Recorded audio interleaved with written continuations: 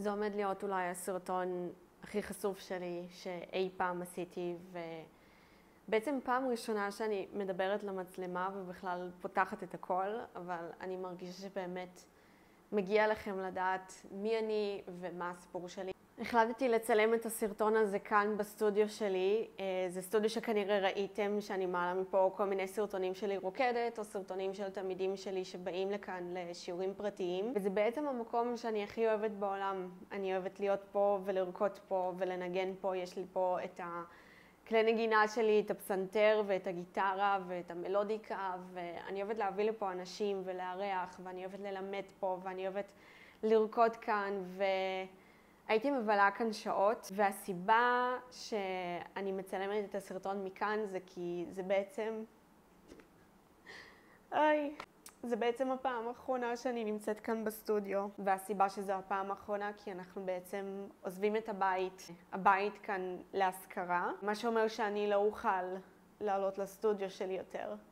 אי שם בשנת 2012, אבא שלי בנה לי את הסטודיו הזה. זה התחיל בכלל מסטודיו קטן בממ"ד בבית, וביקשתי מאבא שלי שיתקין לי מראות שאני אוכל לרקוד. באותה תקופה עזבתי את כל המסגרות הריקודיות, אפשר להגיד.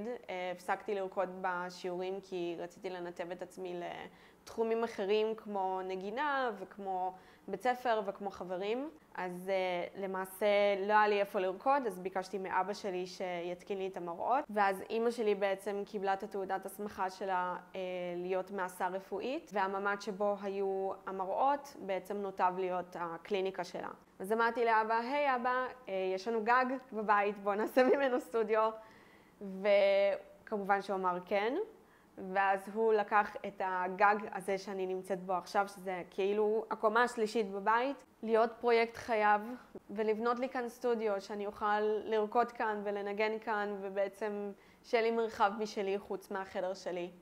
ובאמת כך קרה. אבא עבד על הסטודיו הזה בעצם למעלה משנה. כמובן שהוא עשה הכל לבד, כל העץ, כל הפרקט. אני לא אכנס עכשיו לפרטים של בדיוק מה הוא עשה ואיך הוא בנה והרחיב את כל המקום הזה, שבעצם המקום הזה היה הרבה יותר קטן ונראה כמו איזה חורבה, והוא פשוט הפך אותו למקום מושלם, אפשר להגיד.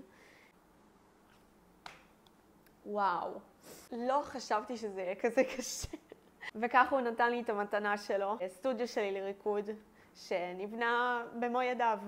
אז למה אני מספרת לכם את כל זה בעצם? כי 4 שנים אחורה בשנת 2020, אבא שלי חלה בסרטן לבלב.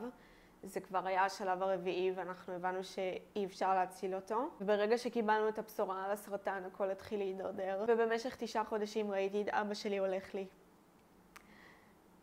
אנחנו חיים במתן בערך 27 שנים, וזה בית גדול. אני ואחי הגדול כבר לא חיים בבית, ואחי הקטן התגייס לצבא, מה שאומר שאימא שלי היה לה קשה מדי לתחזק בית כזה גדול, ובצדק. אז אימא שלי, עם כל התמיכה של כולנו, החליטה לעזוב ולהתחיל מחדש במקום אחר, מה שאומר שהבית כאן הוצא להשכרה, ולכן אני לא אוכל להיות יותר כאן בסטודיו וללמד ולרקוד. זה היה לי חשוב לבוא ולהיפרד. יש את התחושה שכשאנחנו עוזבים אז אנחנו משאירים כאן את אבא שלי. כי אבא שלי לא רק בנה את הסטודיו, הוא נגע בכל מקום בבית, והוא תיקן וצבע ושינה ופירק והרכיב, וכל פינה פה בבית הידיים שלו נגעו. מה שמנחם זה שהבית עדיין שלנו, ואנחנו באמת יום אחד נחזור אליו. אני אחזור לסטודיו, והוא יישאר כמו שהוא. זה אני יודעת.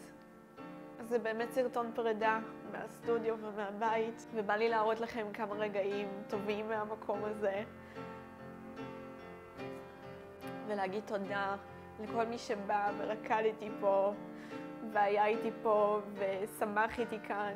הסטודיו הזה קיים כבר בערך 12 שנה, שזו תקופה נהדרת. וכמובן תודה לאבא, שהוא העניק לי את זה. נתן לי את המתנה הכי טובה שיש.